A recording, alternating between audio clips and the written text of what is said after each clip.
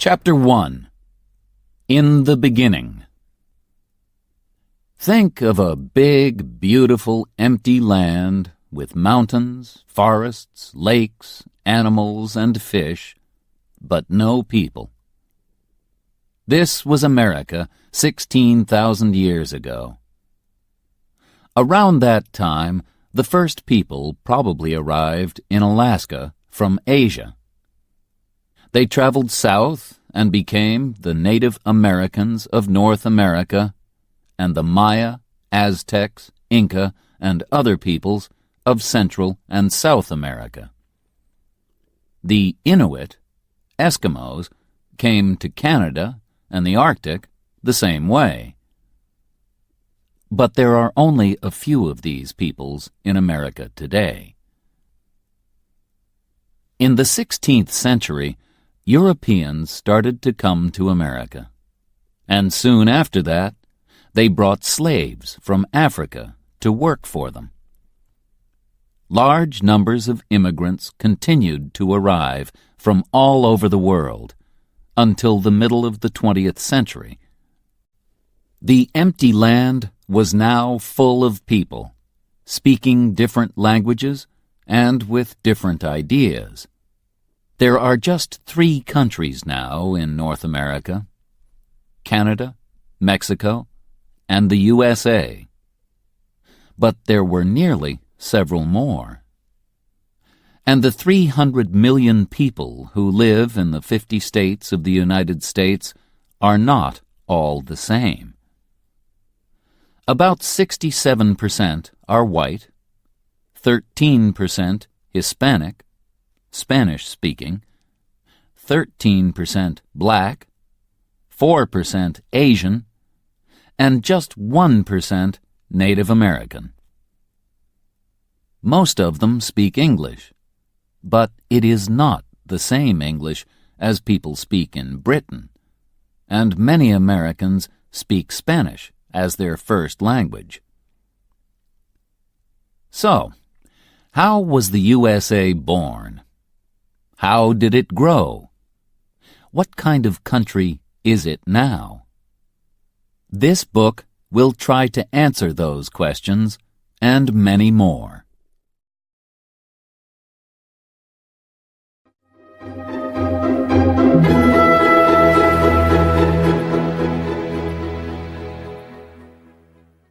Chapter 2. The Pilgrim Fathers. The name America comes from an Italian businessman called Amerigo Vespucci, who sailed to South America between 1499 and 1502. But he was not the first European to make the dangerous journey across the Atlantic. The Vikings came to Vinland, probably Canada or New England, from Scandinavia around A.D. 1000. But they did not stay.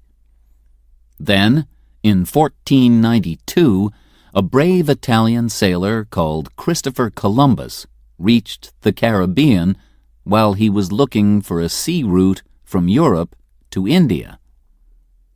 Columbus called the Native Americans Indians because he thought that he had reached India. When Columbus returned to Europe, he told people about his adventures, and other sailors, like Cabot and Cartier, followed him across the Atlantic.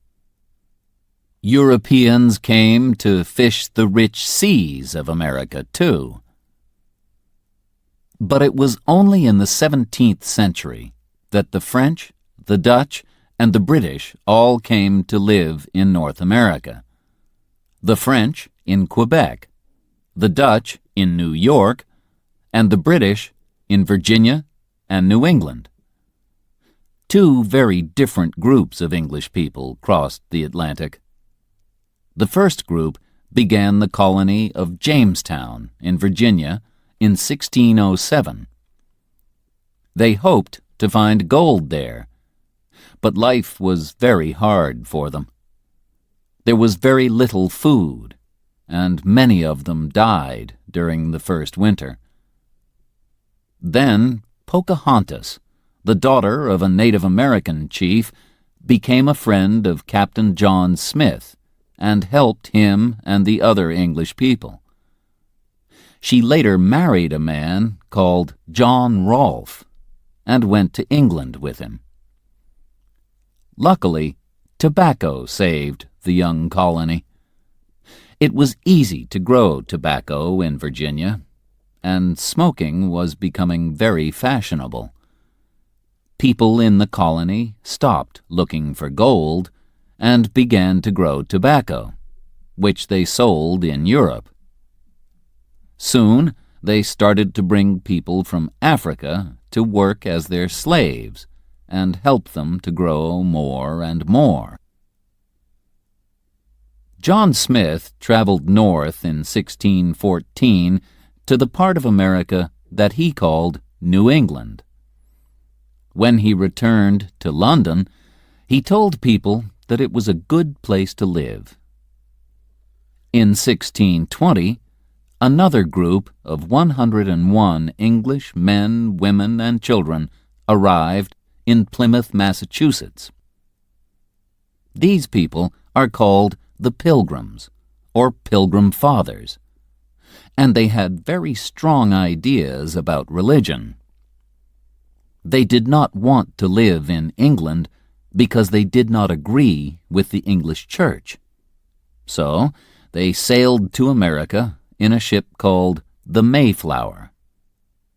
They farmed the land, and they bought and sold animal skins.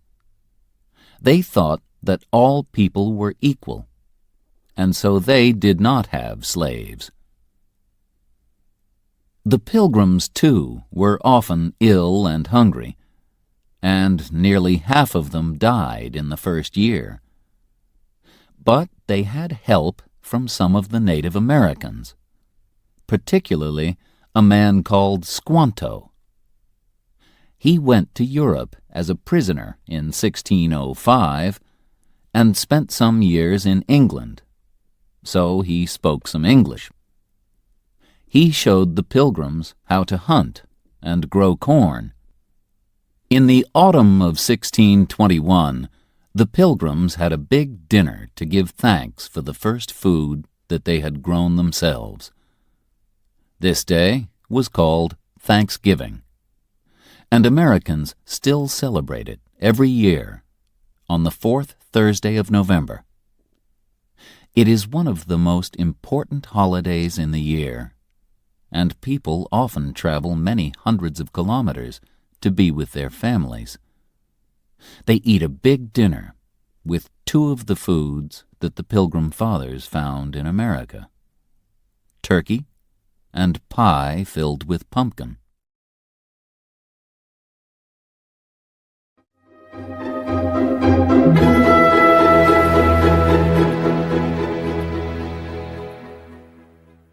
Chapter 3: The War of Independence.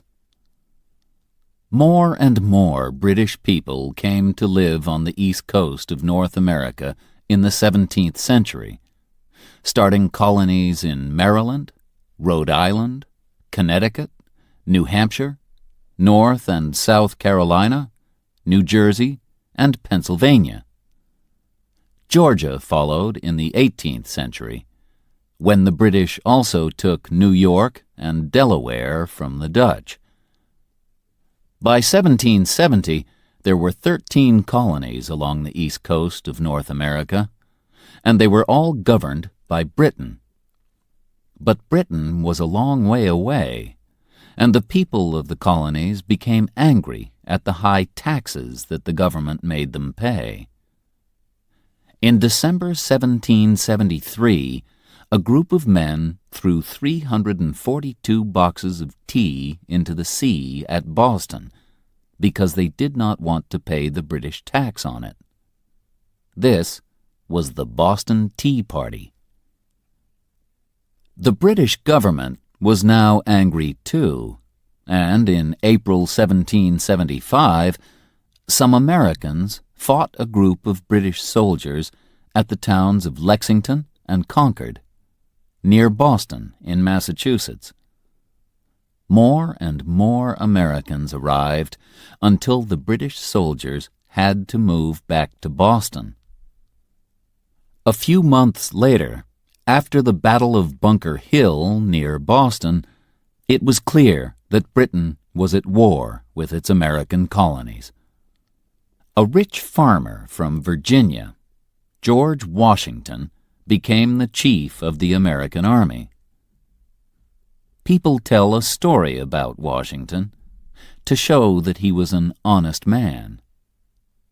They say that when he was a boy, he cut down a tree, and this made his father angry. But when his father asked him about it, he told him, "I cannot tell a lie. I cut down the tree." The colonies did not say that they wanted to be fully independent until the summer of 1776. A man called Thomas Jefferson wrote the famous Declaration of Independence, where he said that the king, George III, was not a good king because he had not let his people have their rights. The right to life, to freedom, and to happiness. The day of the Declaration of Independence, the 4th of July, is another important American holiday. The Americans finally won the war in October 1781, and 2 years after that, they were free to govern themselves. In 1789, they made George Washington their first president. Although he wanted to go back to his farm at Mount Vernon and enjoy a quiet life, he stayed president until 1797. He died in 1799, just 2 years after he returned home. The names United States of America and American were first used at the time of the War of Independence. The 13 colonies became the first 13 states of the United States. In 1803, after Jefferson became the third president, he bought a large area of land in the Midwest from France. It was 5 times as big as France, and it only cost $15 million. Jefferson then sent 2 brave men, Meriwether Lewis and William Clark, to travel across America all the way to the Pacific. With a young Native American woman called Sacagawea to help them, the 2 men traveled 13,000 kilometers between 1804 and 1806. They found many animals, plants, and fish that were new to Europeans, and they made maps of the rivers, mountains, and land that they crossed.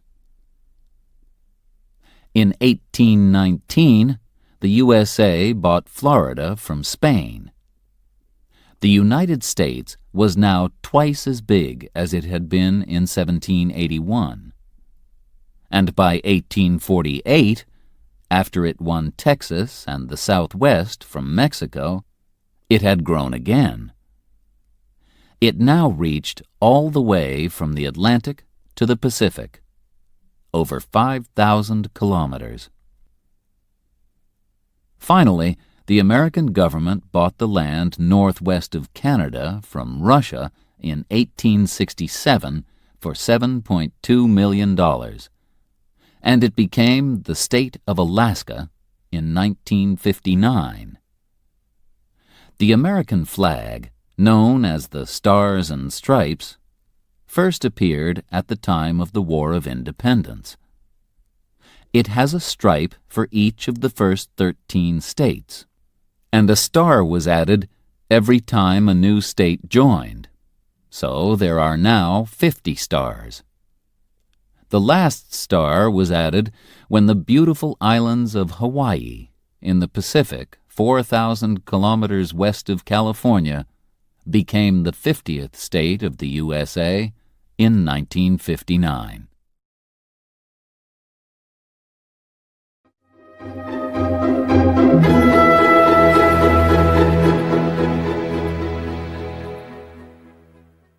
Chapter 4. The Civil War. The young country grew quickly, and by the middle of the 19th century it had 31 million people. But there were serious differences between the North and the South. And in 1861, a terrible war started. At least 600,000 people died in the battles or from disease.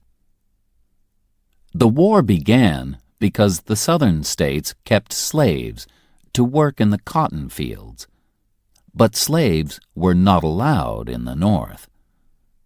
People from the South wanted to have slaves in the new lands of the West, but people from the North argued against this. In 1860, Abraham Lincoln was elected 16th President of the USA. He belonged to the Republican Party, which did not want people to have slaves. On the 24th of December, South Carolina said that it wanted to be independent, and the other southern states soon followed. The fighting began on the 12th of April, 1861, at Fort Sumter. The South had some of the best soldiers. One was the famous Robert E. Lee, and they had plenty of money from selling their cotton to Britain. But the North had more men and more factories. They also had Lincoln, one of the best presidents that the USA has ever had. He was born on a farm in Kentucky, but he worked hard in order to learn as much as he could. Lincoln made the Republican Party strong and spoke about rights and freedom. A very important battle was won by the soldiers of the North at Gettysburg in Pennsylvania in 1863. Lincoln spoke there afterwards about the brave soldiers who had died. This became known as the Gettysburg Address, and contains the famous words, "Government of the people, by the people, for the people." Two famous soldiers helped the North to win the war. General Sherman is remembered in a famous song that tells the story of how he took 60,000 of his soldiers on a journey of 400 kilometers from Atlanta in Georgia to the Atlantic coast. In this way, he cut a wide path through the southern states, and after that, it was hard for the armies of the South to join together and fight the North. After the war, Sherman became head of the American Army. General Ulysses S. Grant represented the North at Appomattox in 1865, when the South, under Lee, accepted that they had lost the war. Grant was very fair to Lee's soldiers, who did not have to go to prison. Some years later, in 1868, he became president. Sadly, on the 14th of April, 1865, 5 days after the end of the war, President Lincoln was shot at the theater by a man called John Wilkes Booth, who hated Lincoln and was angry about the war.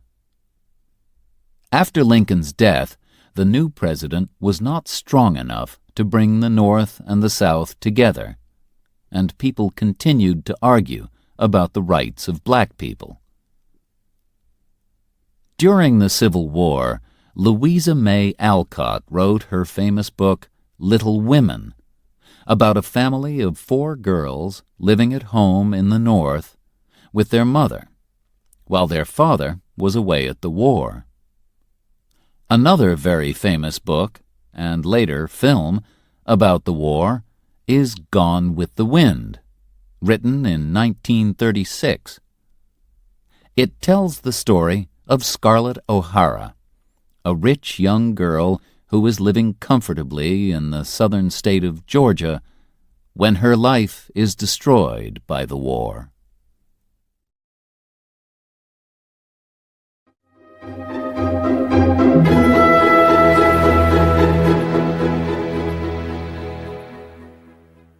Chapter 5. The Wild West. During the 19th century, more and more people went to live in the west of the USA. The Wild West that you can see on television and in films is full of cowboys, Indians, and fighting. In fact, there were very few cowboys, no more than 40,000. And real cowboys did not shoot each other or fight Indians very often. They worked hard at their job, taking care of the cows, and at least a quarter of them were black or Mexican. They took cows from Texas up to the railway towns in Kansas and Missouri. From there, the cows were sent to Chicago and killed, and the meat was sent to the east and sold. The cowboys almost disappeared after about 30 years because the government gave the land to farmers and their families. From 1862 to 1900, more than 500,000 farmers came to live in the West, where they made new farms and grew food. One family that moved west was the Ingalls family, whose daughter, Laura Ingalls Wilder, told the story of their journey in books like Little House on the Prairie. Life for these farmers was very hard, particularly in winter. The farms were very lonely, but soon the railways helped to bring people together. In 1869, the railway line from the east met the line from the west in Utah. So then Americans could travel right across the USA by train. Before the railway, from 1860 to 1861, the post was carried across the country by the famous Pony Express. Horses and riders waited at different places. One man rode with a bag of letters for about 120 kilometers and then gave it to the next man. In this way, letters only took about 10 days to cross the country. One very well-known rider was Buffalo Bill Cody. He later became a soldier and a hunter. They say that he shot 4,280 buffalo in 1 year. In the 1880s, Buffalo Bill started his Wild West show, a kind of traveling theater, with the famous cowgirl Annie Oakley.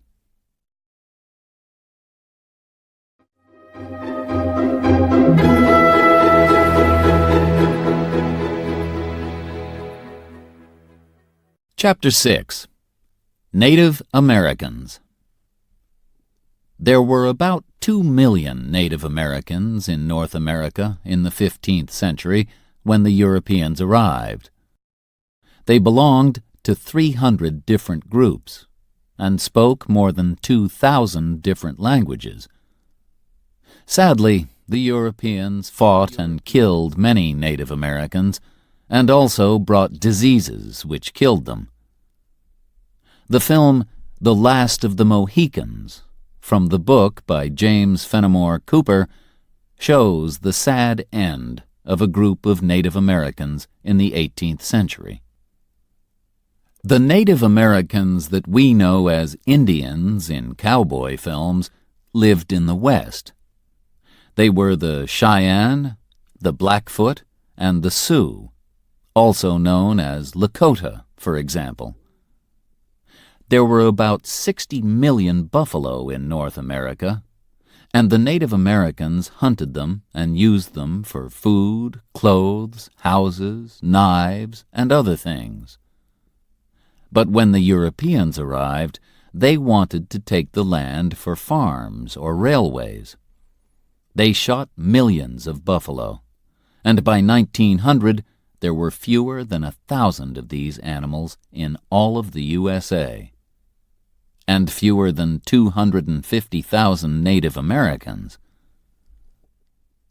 The great Sioux chief Sitting Bull fought against the white men who wanted to move his people from their own land to Indian land further west. He won an important battle at Little Bighorn in 1876, but could not win the war. The Indian Wars ended in 1890 with the Battle of Wounded Knee, when American soldiers killed many Sioux men, women, and children. After this, Native Americans had to live in special places called reservations. Even today, about 1/3 of the 4.4 million Native Americans live on reservations. They are often very poor, and a lot of them do not have jobs, so they sometimes drink too much alcohol in order to forget their problems. Some Native Americans build casinos where people can go to win money from cards and other games, and this brings in money for the reservations. Other groups refuse to do this, and also do not allow alcohol on their reservations. Many of the big reservations are in the Southwest, the home of a different type of Native American. Among the people of the Southwest are the Hopi and the Zuni. They keep sheep, make pots, and also make beautiful jewelry from silver and blue-green stones. Their religion is very important to them. Their dancing often has a religious meaning, and they make beautiful religious pictures.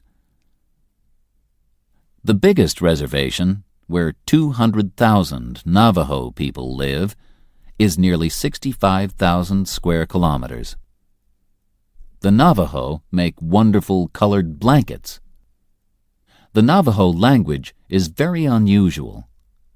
During the Second World War, the American Army used Navajo soldiers to send secret radio messages that the enemy could not understand.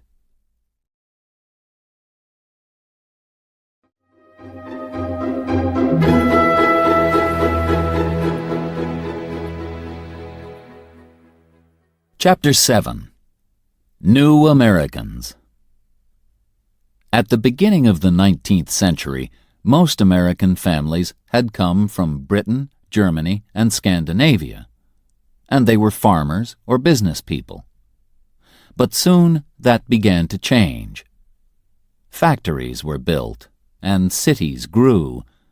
Poor people arrived from other countries hoping to find work. Between 1840 and 1900, about 5 million people came from one country, Ireland. Another 5 million immigrants came from Italy, and millions more from Russia, Poland, and other countries of Eastern Europe, hoping to find jobs and freedom. America kept an open door until 1924. And about 27 million people arrived between 1880 and 1930. They were often poor, had different religions, and had not been to school for very long. There was a lot of prejudice against them. Immigrants from Europe arrived at Ellis Island in New York, where they were all checked for disease and for other problems. Close to Ellis Island is the Statue of Liberty. Liberty means freedom.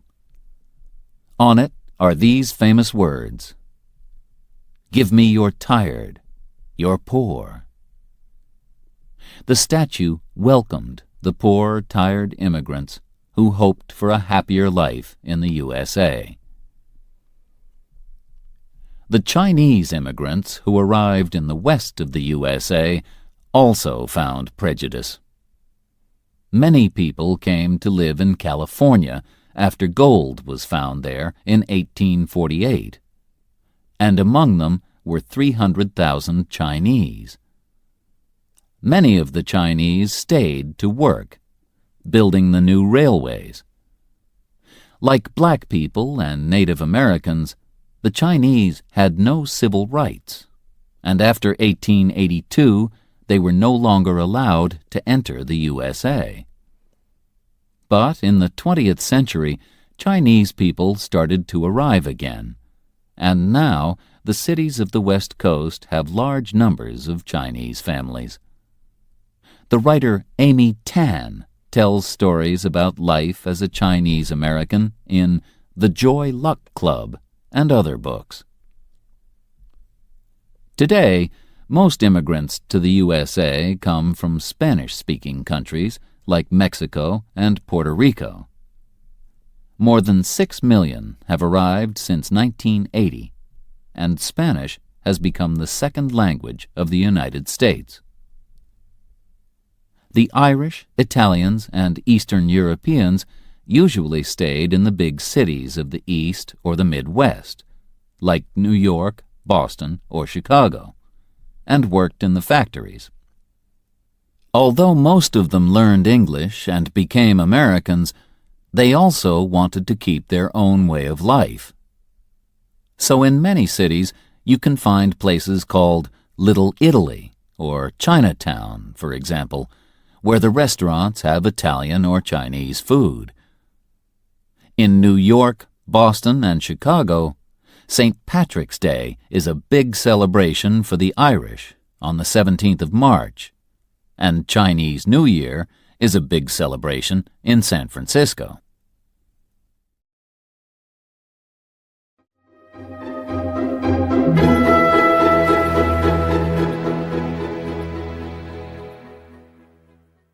Chapter 8. Black Americans. Today, about 39 million of the 300 million people in the USA are black. They used to live mostly in the South, working in the cotton and tobacco fields. A story about the hard life of slaves, Uncle Tom's Cabin by Harriet Beecher Stowe, was very popular in the mid-19th century. It made a lot of people see that keeping slaves was wrong, and it told the exciting story of how a slave family escaped using the Underground Railway. This was not a real railway, but a number of places where slaves could find help. People in each house could show them the way to the next safe house. Harriet Tubman and Frederick Douglass were famous slaves who helped many other slaves to escape from the South to the North using the Underground Railway. Frederick Douglass escaped in 1838 and started to work for the freedom of other black people. He had understood that in order to be free, he needed to learn to read and write, and he wrote a book about his life. After this, he traveled to Europe to speak about slavery, and later returned to New York and started several newspapers. During the Civil War, he told black men to join the army to fight for the North, and after the war, he worked for the government. Harriet Tubman traveled 140 kilometers to freedom in 1849 with the help of white people and free blacks.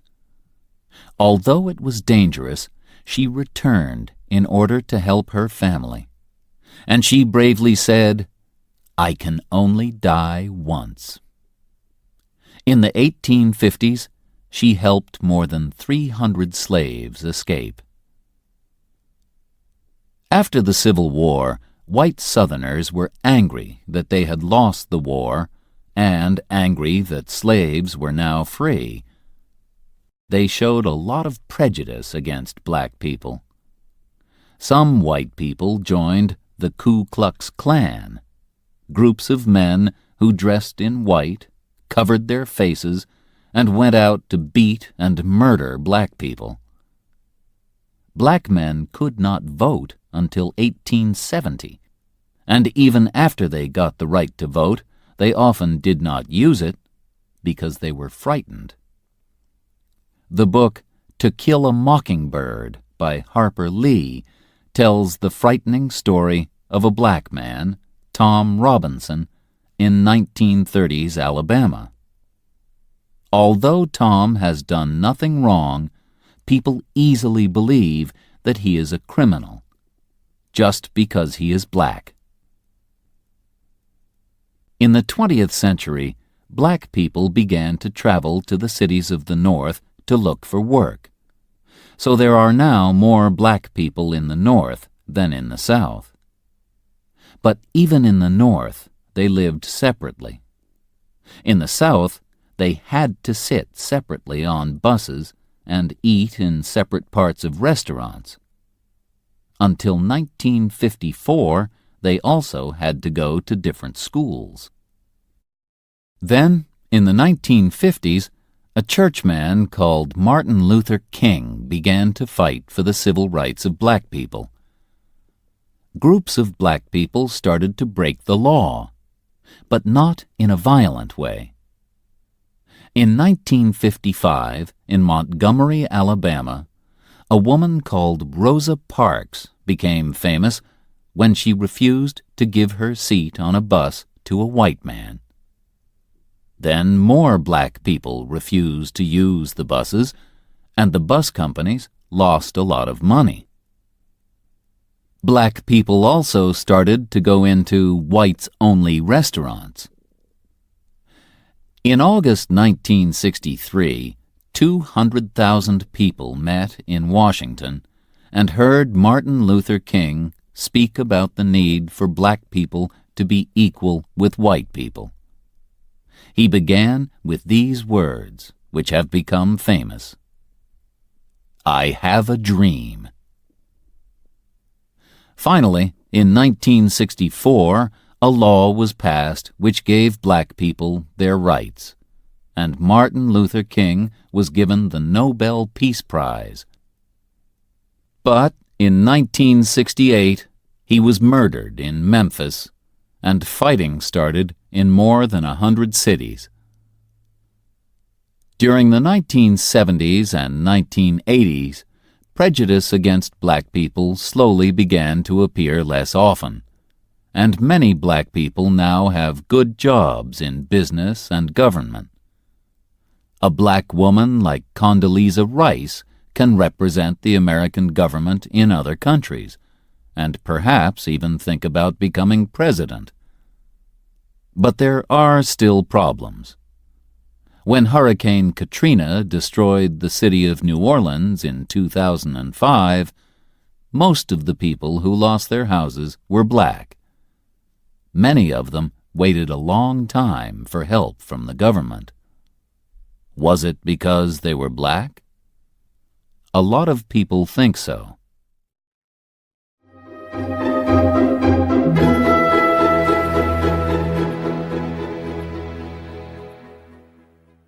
Chapter 9. The Government of the USA. The government of the USA has three separate but equal parts: Congress, the President, and the Supreme Court. Women got the vote in 1920, and all Americans can now vote when they are 18. There are some rights that all Americans have by law. For example, the right to speak freely. Congress makes the laws. There are, in fact, two houses of Congress, the Senate and the House of Representatives. There are 100 people in the Senate, 2 from each state, and they are elected for 6 years. There are 435 people in the House of Representatives, and they are elected for 2 years only. The states with more people, like California, have more representatives. States which do not have many people, like Wyoming or Delaware, only have one representative. The president is elected by votes from each state. A state has the same number of votes as the number of its representatives and senators, so the states with most people become very important. Florida has 25 votes, and so when just 51% of people in Florida voted for George Bush in 2000, he got all 25 votes from that state. The president is the most important of all the people in the government. He, until now the president has always been a man, is the chief of the country, like a king or queen, and he is also the head of the army. He is elected for 4 years, and no one can be president for more than 8 years. He can say no to laws passed by Congress, but Congress can also say no to him, and he chooses the judges for the Supreme Court. He lives and works in the White House in Washington, D.C. The Supreme Court is the most important court in the country and has 9 judges. Their job is to decide what the laws mean. They can also say that Congress has made a law which is wrong, or that the president has done something wrong. As well as the government in Washington, each state has its own government. Laws can be very different from one state to the next. They say very different things about, for example, how old you must be to get married, or to drive a car. Different states punish criminals differently, too. In some states, you must die if you murder someone, but in others, you only go to prison. The island of Puerto Rico in the Caribbean is not a state, but it is not independent either. People from Puerto Rico do not pay American taxes and cannot vote in American elections. There are 2 important political parties, the Republicans and the Democrats. The Republicans want people to work to help themselves, and so they think that taxes should be low. The Democrats think that the government should help the poor, and so it needs taxes. But the difference between the two is not always clear. After the 2000 election, a map showed that the Democrat states were on the northeast and west coasts, and around the Great Lakes in the north. But the Republican states were across the center and in the south of the USA. Americans are happy that they do not have a king or queen, and they say that anyone can become president. But you need a lot of money to tell people about yourself and your ideas, so it is easier to become president if you come from a rich family. The 2nd and 6th presidents, John Adams and John Quincy Adams, were father and son. And in modern times, the Bush family has had 2 presidents.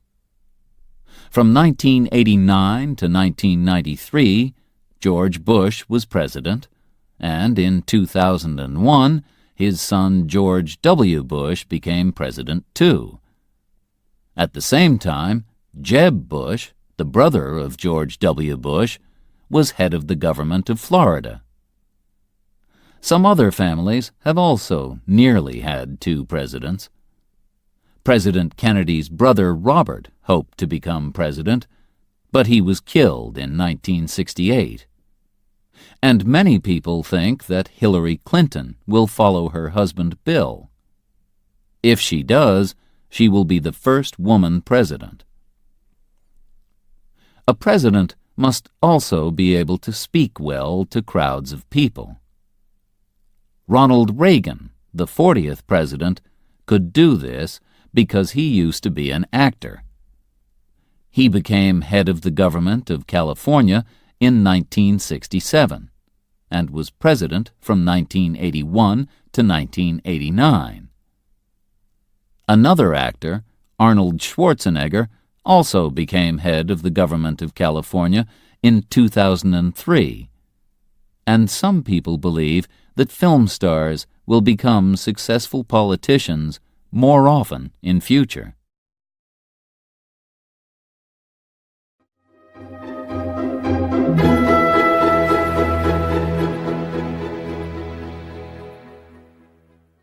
Chapter 10. Living in the USA. Many people who have never been to the USA recognize it from films and TV programs. Then there is the work of the artist Edward Hopper, whose pictures of ordinary American people, streets, and houses, in the city and in the country, make us think of old films. But what is life in America really like?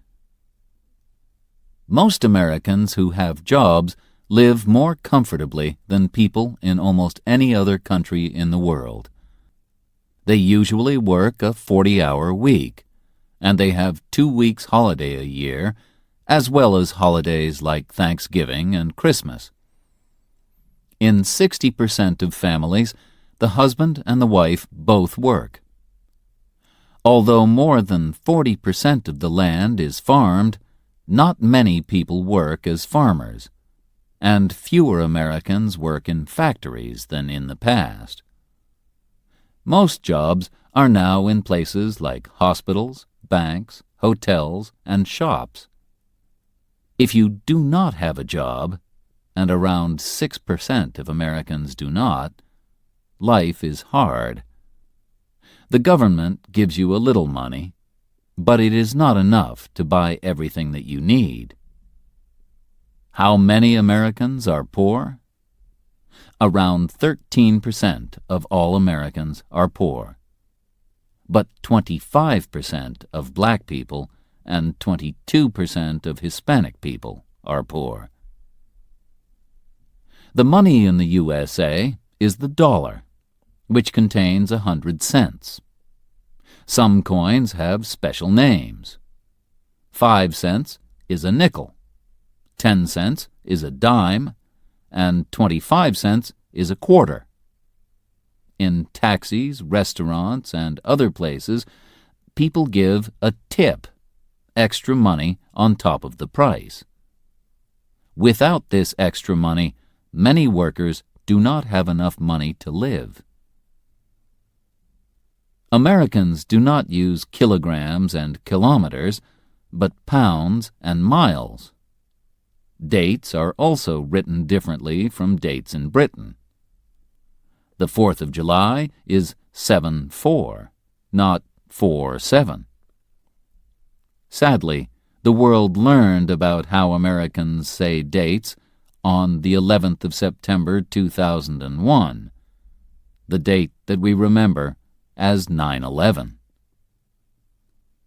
Because the USA is such a big country, the time changes as you travel from one side to the other. When it is 12 midday in New York, Eastern Time, it is 11 a.m. in Kansas, Central Time, 10 a.m. in Arizona, Mountain Time, and 9 a.m. in Seattle, Pacific Time. And the time in Alaska is 8 a.m., and in Hawaii, 7 a.m. The pictures by the artist Norman Rockwell tell stories of the life of ordinary families from the 1920s to the 1970s. Although they are often too happy to be true, they give us an idea of life in small towns that has not all disappeared yet. 2/3 of Americans own their homes, often with a garden. At least 85% of families have a car, and more than 75% of Americans drive to work. They also use their car to go to drive-in restaurants, coffee shops, or even banks. Henry Ford, who made the famous Ford cars, was born in Michigan, near Detroit.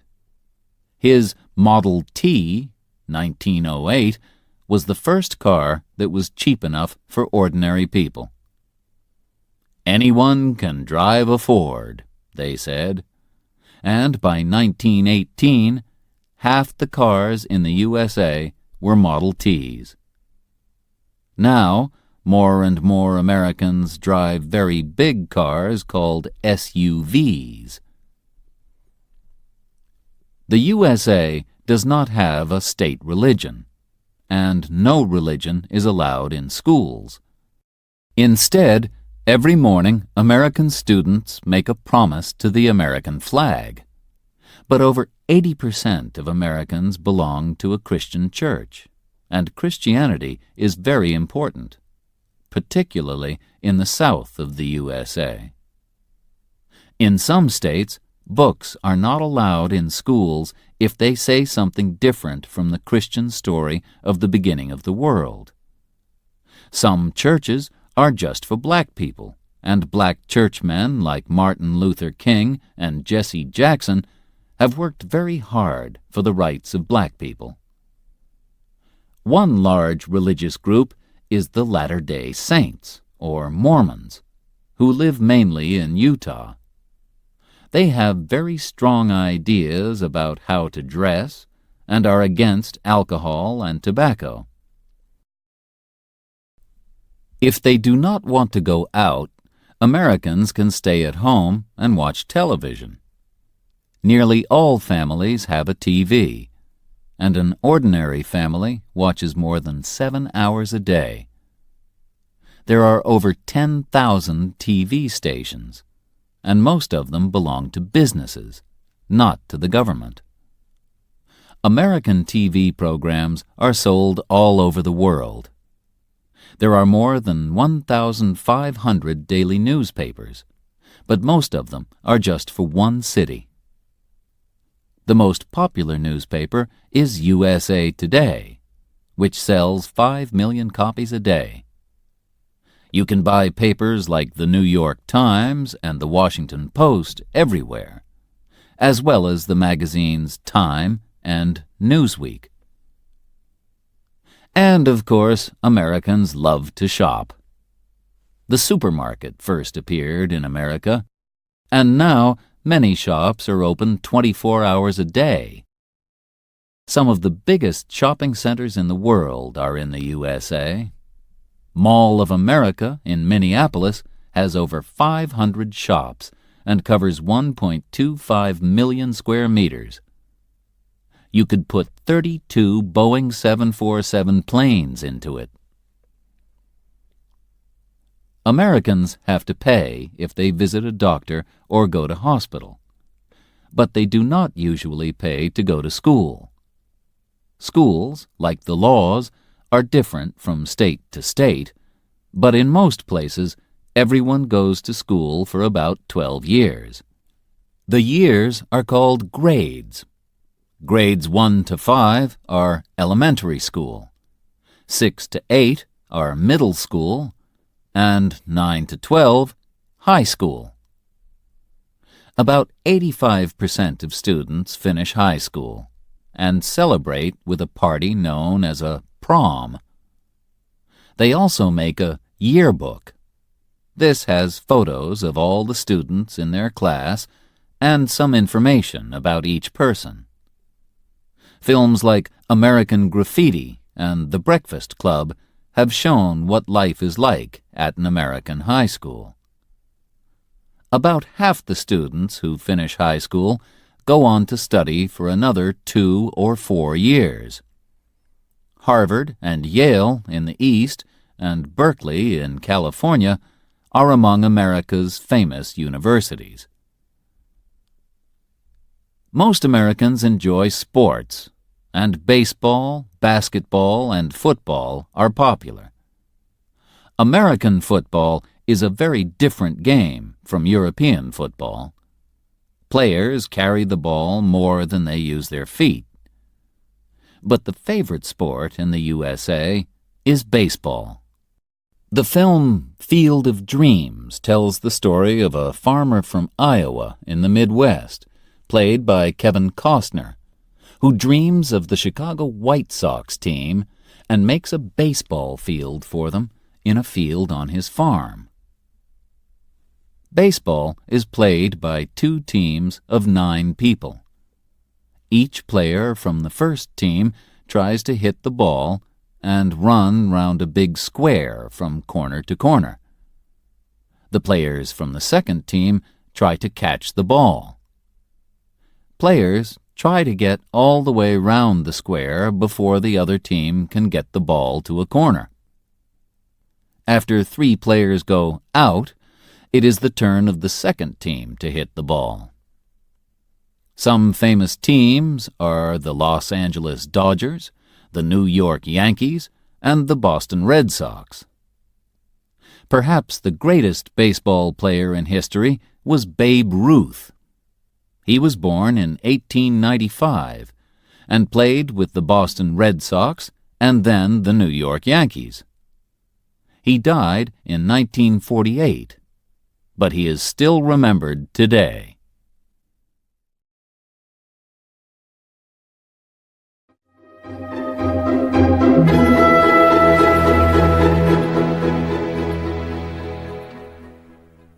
Chapter 11. Eating and Drinking the American Way. What do Americans eat? American fast food is sold in restaurants in almost every country of the world. The most famous examples are probably hamburgers, hot dogs, and chips, which are called French fries. A lot of Americans are fat, perhaps because they eat too much fast food. These days, many families in America do not sit down to eat dinner together, but eat alone every few hours all through the day. Sweet foods like pies and ice cream are very popular too. The famous Ben & Jerry's ice cream started in Vermont in New England. But more and more people are interested in healthy eating, so they choose foods that are better for them, or they decide to stop eating meat. If you visit the USA, you will be able to enjoy an American breakfast. Eggs are cooked in a lot of different ways. Sunny side up means with the yellow on top. Over easy means with the yellow underneath, but still soft. With your breakfast, you can drink as much coffee as you want, all for the same price. In fact, you can drink coffee all day in the USA. It is, of course, the home of Starbucks, which, since the 1990s, has changed the way everybody drinks coffee. Now, all over the world, you can go to a coffee shop and choose from a very long menu of coffees. What else can you drink that is really American? Coca-Cola was first made in 1886 by an American called John Pemberton. Today, it is sold in 195 countries, and Coke is one of the best-known words in the world. You can also find excellent American wine from the West Coast, particularly California. But Americans are not allowed to buy alcohol until they are 21. In many states, you cannot smoke in places like bars, restaurants, and places of work. From 1920 to 1933, during Prohibition, it was against the law to drink alcohol at all in the USA. But many people still wanted to drink it. So criminals like Al Capone brought alcohol into the country and made a lot of money. In American restaurants, you can eat all kinds of tasty food from different countries. Chinese, Mexican, and Italian, for example. The immigrants who came to the USA brought their own favorite foods with them. These then changed into new styles of cooking that are special to the USA. For example, Tex-Mex. Texan Mexican food, is like Mexican but uses more meat. Cajun food is spicy food from Louisiana, with unusual names like gumbo and jambalaya. Soul food is the food that black families like to cook in the South. It is usually meat or fish with green vegetables, sweet potatoes, and cornbread, perhaps with pie afterwards.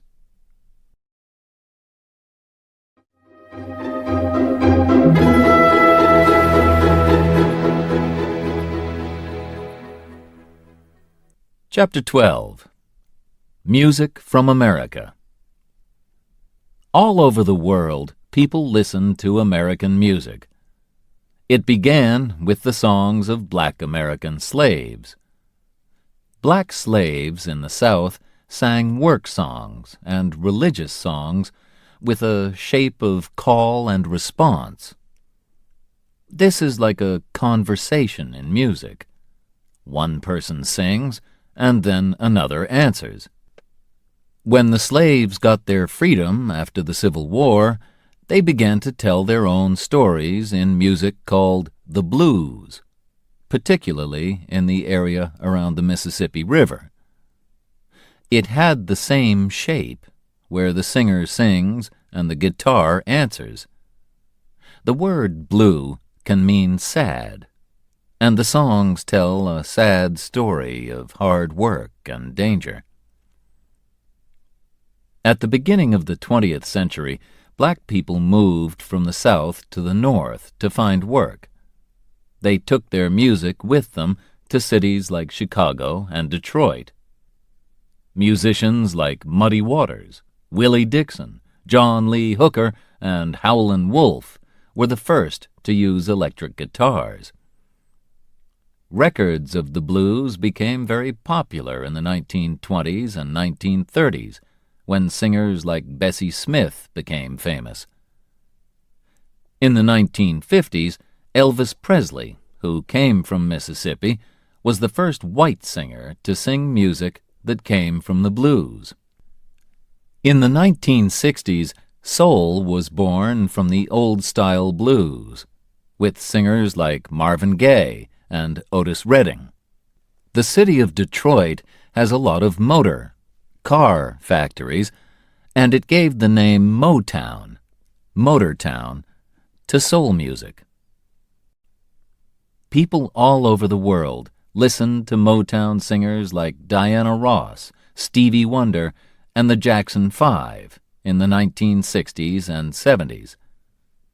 Jazz was born in the city of New Orleans, on the Mississippi River in the far south of the USA. It, too, probably began with the songs and dancing of black slaves in the 1830s. The musician Jelly Roll Morton said he was the first to play jazz in 1897, but nobody really knows when it began. Black musicians like Louis Armstrong became famous in the 1920s in Chicago, and jazz music became popular across the world after it traveled to New York and Paris in the 1930s. George Gershwin, who made music for films and theater, thought jazz was an important part of American life, and he used it in music like his Rhapsody in Blue. During the Second World War, American soldiers brought the swing music of the big dance bands like Glenn Miller to Europe. This was not jazz, but part of the same family of music. Now names of great jazz musicians like Miles Davis, Stan Getz, and John Coltrane are known all over the world, and people write, sing, and play jazz in many countries. But New Orleans, where it all began, is not the exciting place that it once was. The city was famous for Mardi Gras, which was like a wonderful party in the streets, with colorful clothes, music, and dancing. But the city is on land which is lower than the sea, and in 2005, Hurricane Katrina covered its streets and houses with water. Several thousand people died, and the city was badly damaged. Will New Orleans live again one day as the home of music? The musicians hope so, and many still come every year to play in the New Orleans Jazz Festival. Another popular kind of American music is country, or country and western, which has its home in Nashville, Tennessee. It started from the music of the Scottish, Irish, and English people who came to live in the Appalachian Mountains. Country music began to be really popular in the 1920s, when Jimmie Rodgers and the Carter family made the first country records, and the Grand Ole Opry radio show started in Nashville. Music is still recorded in Nashville, and if you go there, you can visit the Country Music Hall of Fame. One of the most famous women country singers is Dolly Parton, who has also appeared in films like 9 to 5 and Steel Magnolias. Johnny Cash, the Man in Black, sold millions of records in the 1960s and 1970s, and was still popular when he died in 2003. The 2005 film Walk the Line, which told the story of Johnny's early life, was very successful. In the 1990s, a new kind of music called rap became popular in New York. It came from black and Puerto Rican people and told of a dangerous life on the streets, where there was fighting and killing. Rappers don't sing, but they talk very fast over music. Some famous rappers are Eminem, Snoop Dogg, and Missy Elliott.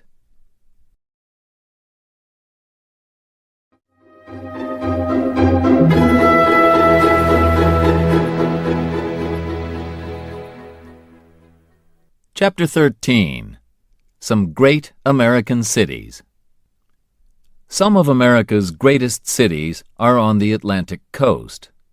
Boston, in the Northeast, where the fight for independence began in the 18th century, is one of the oldest cities in the USA. Here you can walk the Freedom Trail and visit the place where the tea was thrown into the sea. A few kilometers away, in the city of Cambridge, is Harvard, the oldest university in the USA, which was opened in 1636. The famous Massachusetts Institute of Technology, MIT, is in Cambridge, too. Perhaps the most famous family in 20th century Boston was the Kennedy family. Like many other Boston families, they came from Ireland. They became very rich, and John F. Kennedy, a Democrat, became President of the United States in 1961. At that time he said, "Ask not what your country can do for you, but what you can do for your country."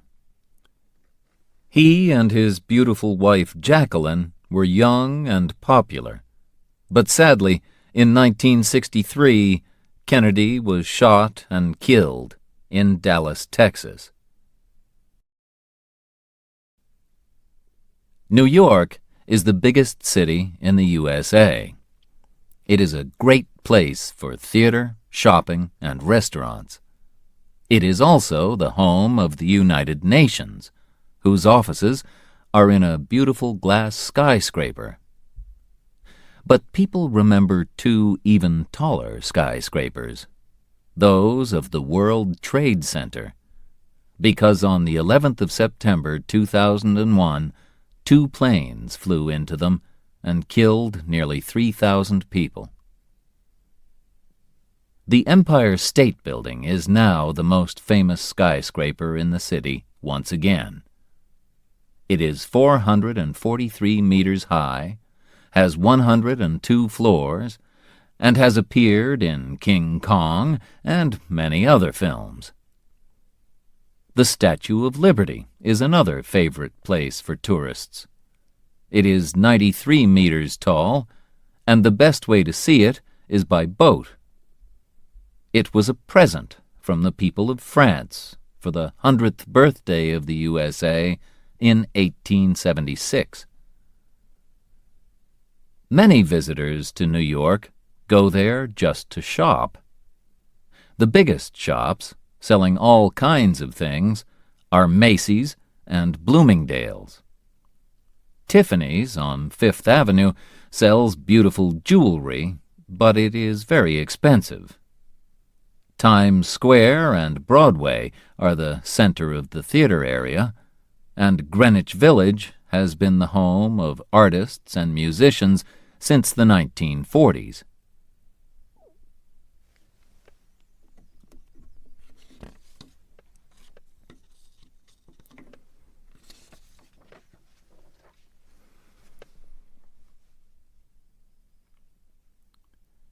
There are many museums in New York, and the biggest is the wonderful Metropolitan Museum of Art. Or, if you get tired of the city, you can go into Central Park, a big area of green in the middle of the busy streets of Manhattan. Washington, D.C. is the capital of the USA. It was built in a special area, the District of Columbia, D.C., on land that came from the states of Maryland and Virginia. It is different from most American cities because it has no skyscrapers. Its highest building is the Capitol, home of the Senate and House of Representatives. You can visit the White House, where the President lives, as well as museums of history, art, and air travel. Some of the city's most beautiful houses are in the old area of Georgetown.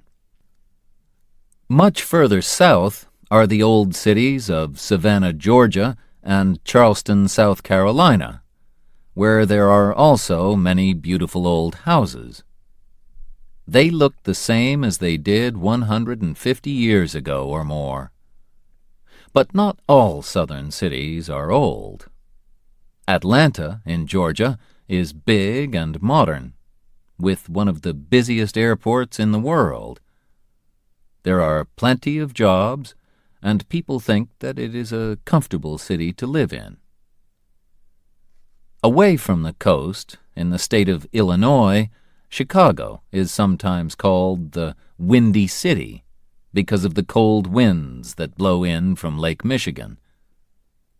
The first really tall buildings were built in Chicago after the Great Fire of 1871.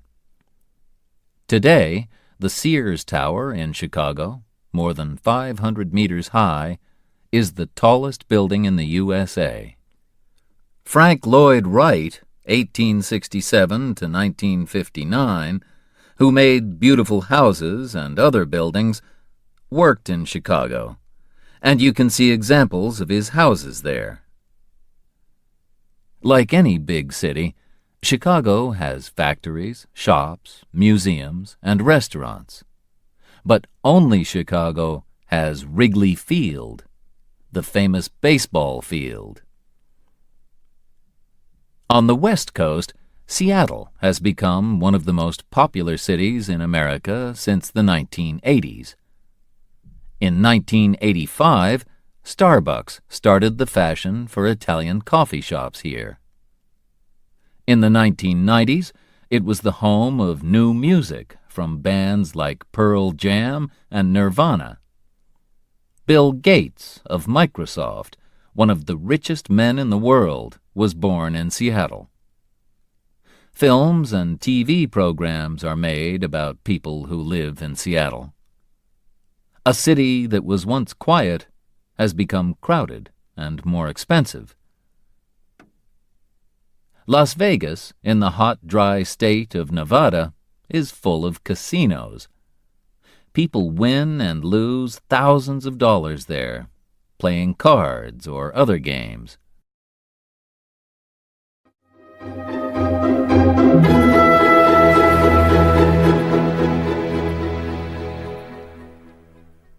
Chapter 14. California. More people live in California than in any other state. Over 30 million of them. It is the biggest state after Texas and Alaska, and it is a state of differences. The highest mountain in the USA outside Alaska is Mount Whitney in the east of the state. It is 4,420 meters high. And California has the lowest, driest place in the USA, Death Valley, which is 86 meters lower than the sea. It is very hot there, 56.7 degrees centigrade on the hottest day in 1913. And in some years it does not rain at all. But the north of the state is quite cold and wet. This is where the great redwood trees grow, the tallest trees in the world. The biggest is 115.5 meters high. Also in the north is the Napa Valley area, where excellent wines are made. California grows more fruit and vegetables than any other state in the USA. But it is also famous for its computer factories. Hewlett and Packard started their business in California, and Apple have their head offices there. San Francisco is, many people think, one of the most beautiful cities in the world. In 1849, people came here to look for gold, and they became known as 49ers. Jeans were first made in San Francisco by Levi Strauss in those days. The city grew fast, but was nearly destroyed in 1906 by an earthquake and the fire which followed it. There was another big earthquake in 1989 when 62 people died, and everyone knows that one day there will be another. But 800,000 Americans continue living in San Francisco because life there is fun. San Francisco was the meeting place for two groups of people who wanted a life that was different from the life of ordinary people.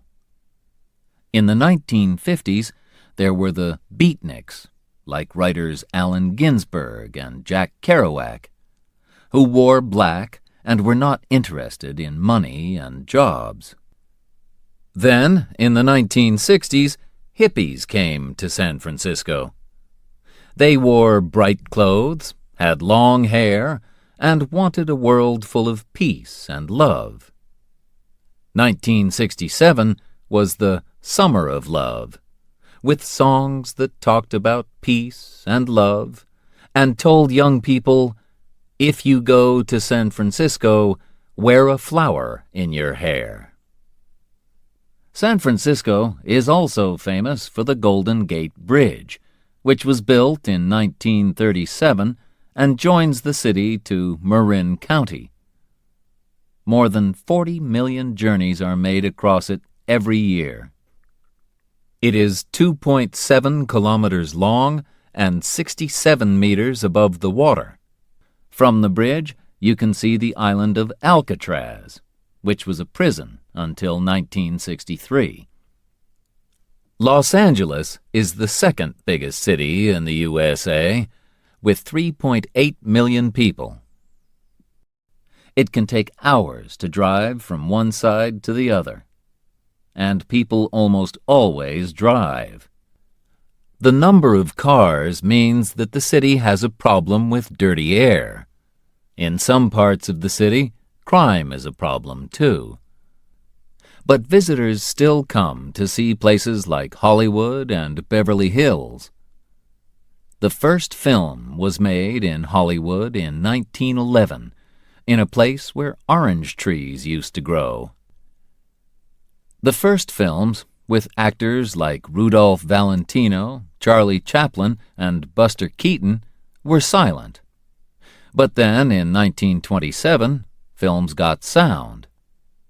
In the 1930s and 1940s, famous stars like Clark Gable, Humphrey Bogart, and Katharine Hepburn appeared in films like It Happened One Night, Casablanca, and The Philadelphia Story. Some of the greatest films of the time came from the crime stories of the famous Californian writers Dashiell Hammett and Raymond Chandler. Chandler wrote about the detective Philip Marlowe, who was played by Bogart in The Big Sleep. Today, films are big business. It costs millions of dollars to make them, but they can make millions of dollars more. On Hollywood Boulevard, you can visit Mann's Chinese Theater, where film stars have left the shapes of their hands and feet in the ground. You can visit Paramount Studios in Hollywood, where the Godfather films were made, or Universal Studios outside the city, where you can feel an earthquake or see King Kong and Jurassic Park. In Beverly Hills, you can drive past the homes of famous stars. Mickey Mouse first appeared in 1928 in films by Walt Disney. Disney died in 1966, but his company continues to make very popular films like Pirates of the Caribbean. Disneyland is the top place for tourists in California. It is in Orange County, in the south of the state. If you visit Disneyland, you will meet Mickey Mouse and his friends walking around the park. You can visit the Castle of Sleeping Beauty, ride on a riverboat, or have an Indiana Jones or Tarzan adventure.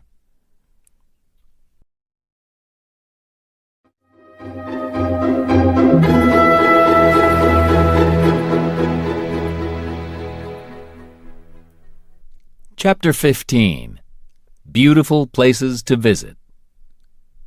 The USA has some of the biggest cities in the world, and more than 3/4 of its people live in cities or towns. This means that there are also some very empty places, which have not changed much since the first Europeans arrived. The government has kept some of them as national parks.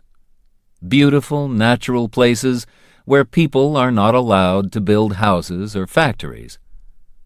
Many artists have photographed the beautiful parks of America.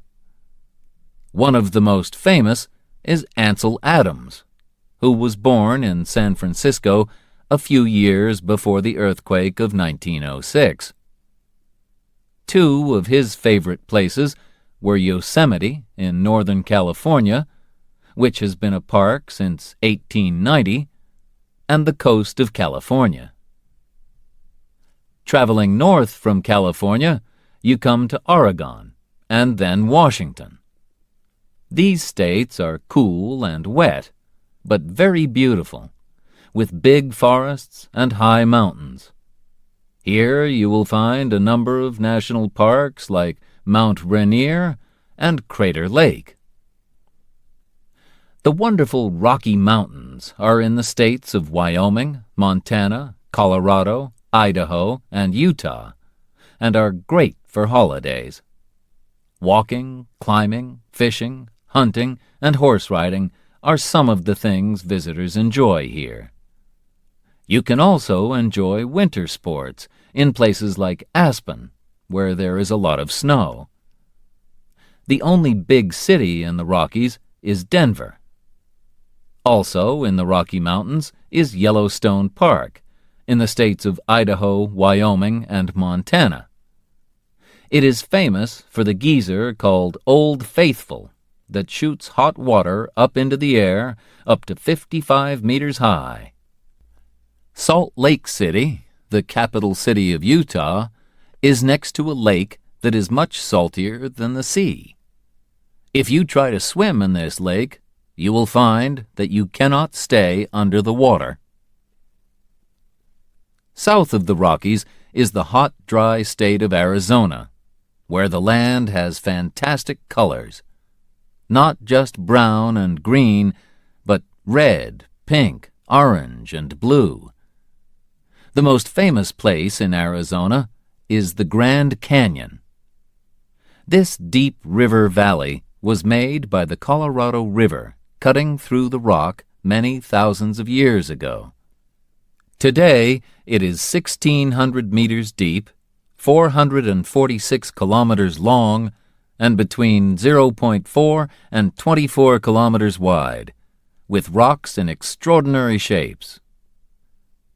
You can walk down to the river, but it will take you 2 days to get there and back, and you must take plenty of water to drink. Next to Arizona, New Mexico is another hot, dry state, where farming is difficult and the ordinary people are poor. But many artists have also come from other parts of America to live in and around Santa Fe and Taos. One of the first was Georgia O'Keeffe, and there is a museum of her work in Santa Fe. In the Badlands National Park of South Dakota, visitors remember the Sioux who fought and died at Wounded Knee.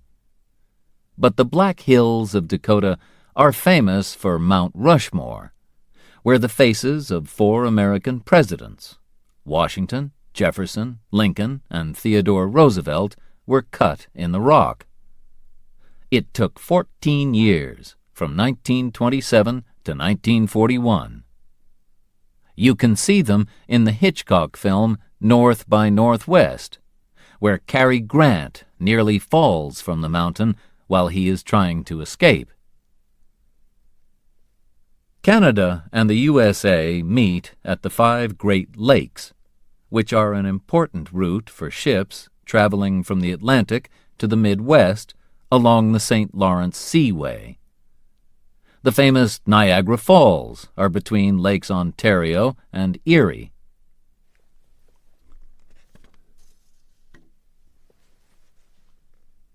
These waterfalls are 51 meters high.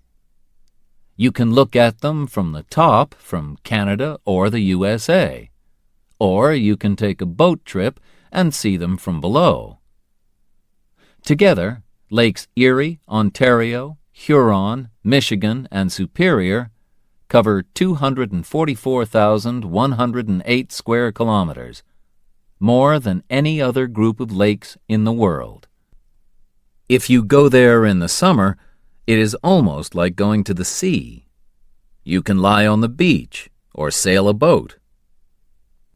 But in winter, it is very cold. Thousands of kilometers south of the Great Lakes is the state of Louisiana, which used to be French. The Mississippi River is 3,778 kilometers long, and in the 19th century it was an important route between the North and the South. Mark Twain wrote wonderful stories about life on and around the river. The Adventures of Tom Sawyer, 1876, and Huckleberry Finn, 1884. Next to Louisiana, the state of Mississippi was also the home of several great writers like Tennessee Williams and William Faulkner.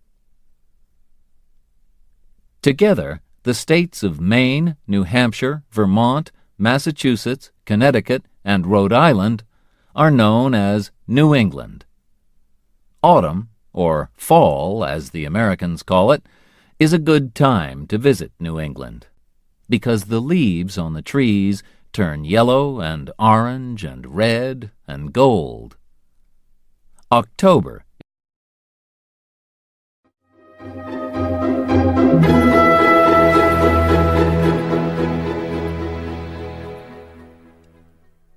Chapter 16. Hot and cold, big and small. Florida, in the far southeast, is called the Sunshine State because it is so warm and sunny. Oranges grow there, and visitors come to enjoy beach holidays. They can also visit Walt Disney World and the Kennedy Space Center. Florida has the Everglades, an area which is not like any other place in the USA. The land is very wet and has many trees, plants, animals, and birds that are not found in other parts of America. But Florida is very popular with older people who want to live somewhere warm. This means new houses and roads, and building them has destroyed a lot of the land. There are also more and more factories, and some people are angry that this beautiful state is losing many of its wild birds and animals because of its dirty air and water. Cold, lonely Alaska is the largest state in the USA, and Canada stands between it and the other states. Fishing and hunting used to bring money to Alaska, and gold was found there too. But today, it is important for its oil. North America's highest mountain, Mount McKinley, 6,194 meters, is in Alaska. A great way to travel there is by boat from Seattle. Most visitors go in summer. In winter, it is very cold, and it is dark for most of the day because it is so far north. However, if you are lucky, you will see the northern lights, Aurora Borealis, which fill the sky with fantastic colors. Texas is the second biggest state after Alaska. There are still cowboys who work there, but the modern state of Texas, like Alaska, is rich because of its oil. The smallest state of the USA is little Rhode Island, to the east of Connecticut. Newport in Rhode Island has 3 big music festivals each year. In Texas, the capital city, Austin, is also famous for its music. Janis Joplin sang there, as well as Bruce Springsteen, Van Morrison, and country singer Kinky Friedman, who also writes very funny crime books. The holiday islands of Hawaii are a long way from the other states of the USA.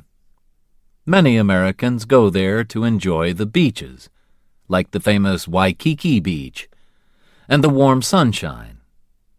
Although there are a lot of tourists, you can escape to quieter places where you can see trees, waterfalls, and many unusual plants and birds. There are sadly only 9,000 true Hawaiians, but around a third of the people who live in the islands are part Hawaiian. But there are more interesting and exciting places to visit in the USA than will fit into one book. Choose what you prefer: busy city or quiet national park, cold mountains or warm sea, shopping or sports, and plan your own American journey.